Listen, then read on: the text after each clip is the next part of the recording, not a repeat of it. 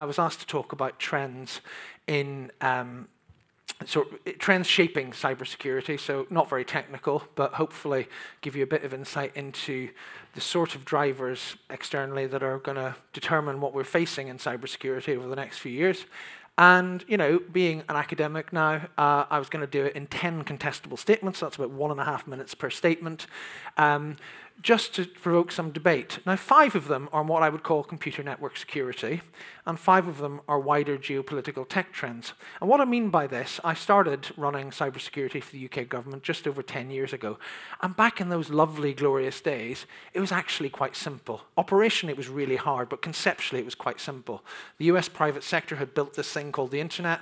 It was one model of it. People were cheating on it. Your job was to try and make it harder for the cheats. Bingo, done. Now, there's alternative models, particularly one from China. There's hugely contested geopolitics about who controls it, who supplies it, where all the raw materials come from, where all the energy comes from, that are bleeding into a much bigger geopolitical contestation, and that's really affecting cybersecurity. So I sort of sometimes talk about we're going from cybersecurity to tech security, and I'm going to give you 5 quick trends on each, and then over coffee before the actual entertainment arrives, we can possibly debate some of them. Now, at the risk of boring you to tears, you know, trend number 1 in computer network security, you know, ransomware, it's kind of a big deal. Well, there you go. You've sacrificed some of your hard-working day to learn that amazing insight that ransomware is kind of a big deal. What I mean by that, though, is just take a step back. We've had the Lockbit takedown, we've had other things, we've had the exposure of data extortion ransomware for the racket that it is and why you shouldn't really pay. But at the end of the day, even with all of that, we have a huge geopolitical problem which we're not going to solve anytime soon, and no one in this room is going to solve it, which is the biggest landmass in the world is a safe haven for cyber criminals. And they've got some people who are really quite good at it. So just think about that. We can do all the disruptive ops, we can do all the hacking back in the world, but for as long as there is a huge landmass that our police can't go into and the local police have no interest in going into, we're going to face this problem. So don't underestimate, this problem is not going away. Speaking of problems that aren't going away, but we'll come back. Trend number 2, stand over here so you can see them. Data theft. The old data breach has come back with a bit of a vengeance. CyberCX that I chair is an Australian company. If you've been there or talked to Australian friends since the Medibank fiasco, where 1/3 of the nation's medical records were taken out, you know that there's a real sort of chilling effect. You know that data theft is still with us, but also it's changing.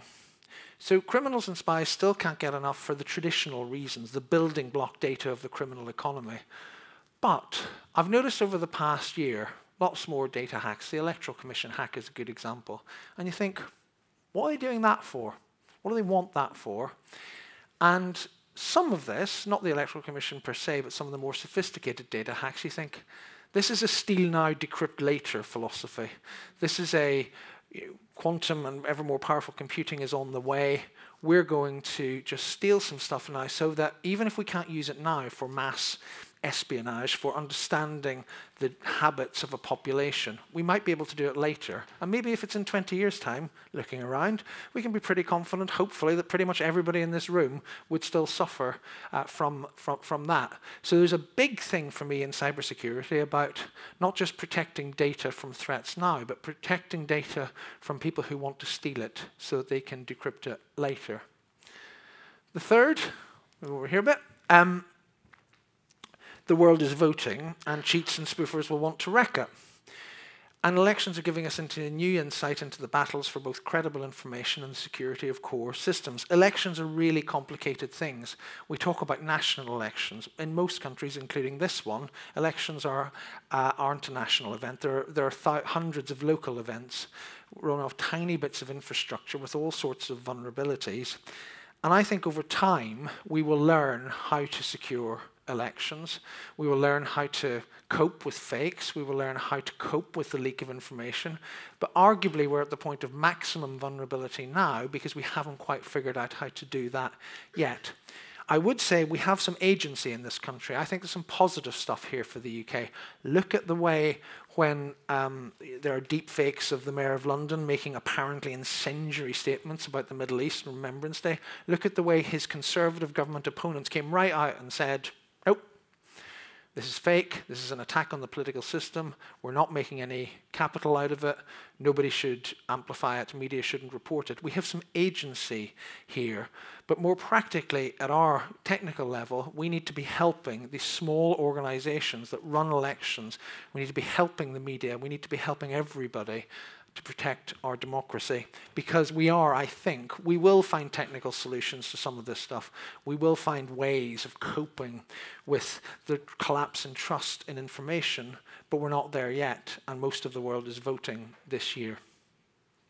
Moving on, I think a fourth trend is that the nation-state threat is evolving in a very, very interesting and potentially difficult way. So we're past the times when we talked about, a roaring cyber war. It's not, despite the Viasat, despite Kyivstar, the cyber conflict in Ukraine remains attritional, and it's not a decisive factor. It's important in intelligence, but they're not taking out power stations and stuff like that in a way, sadly, that they're doing with direct military action.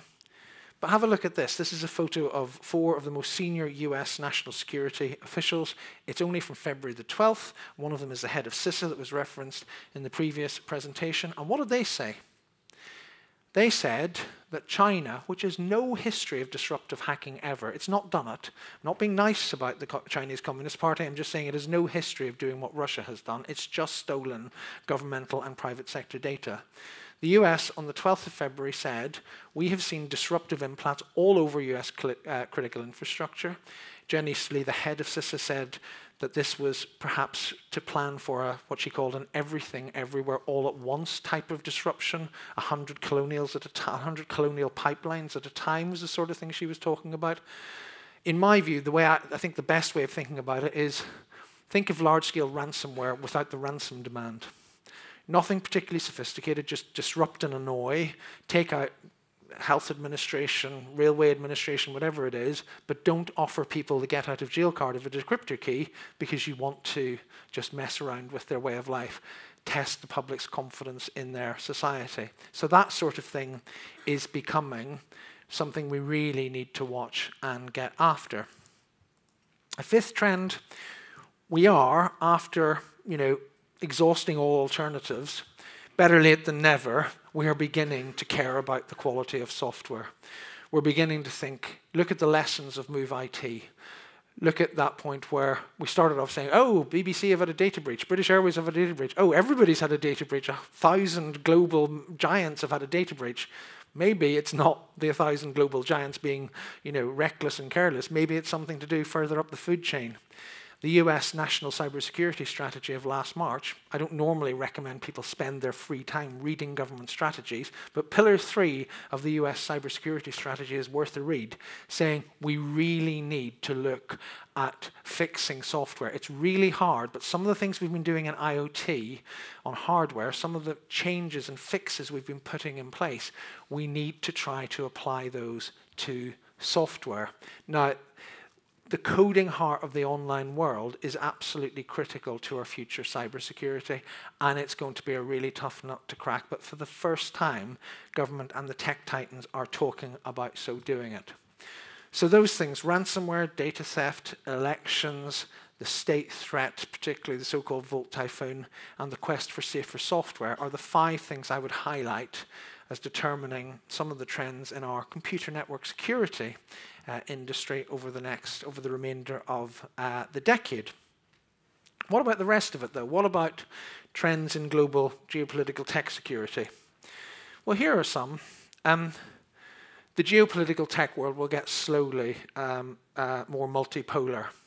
It already is. I teach at a global university. If you say in a class, and I've made this mistake, we need to apply the post-1945 rules-based international order to cyberspace, but a third of the class will nod because they're Westerners. A third of the class will not understand what the hell you're talking about, and the other third will really strongly disagree with you and say the post-1945 rules-based international order is a Western racket and we're not having it. And that's not all about China. You think of a country like India, which is quite well disposed towards the UK. You think about its market power, its tech expertise. It wants more of this discussion to be about it. And part of that is reflected in the changing economic dynamics of this. So much of the security we're talking about is physical and not virtual. Our security depends on protecting our physical assets as well. One of the oddest moments I had last year was I was asked to go on the BBC Today programme in response to Brad Smith, the president of Microsoft, coming over and saying the UK really needs to think about its strategic vulnerability to disruption of undersea cables, given our disproportionately influential share of global undersea traffic. The BBC said, can you respond to this? I said, sure, but what do you want me to say? Well, you know, the risk of cyber attack to our cables. I said, you don't cyber attack an undersea cable, you physically attack it. You get a navy and the defense against it isn't a laptop or, you know, ace hackers. The defense against it is the Royal Navy. We really don't understand this. We don't understand all the stuff around the politics of data centers, the politics of raw material. All of that is becoming much more intertwined with our cyber security. Think about a crisis in Sweden in 2018 where the government nearly collapsed because huge leak of biometric data from one of its public authorities.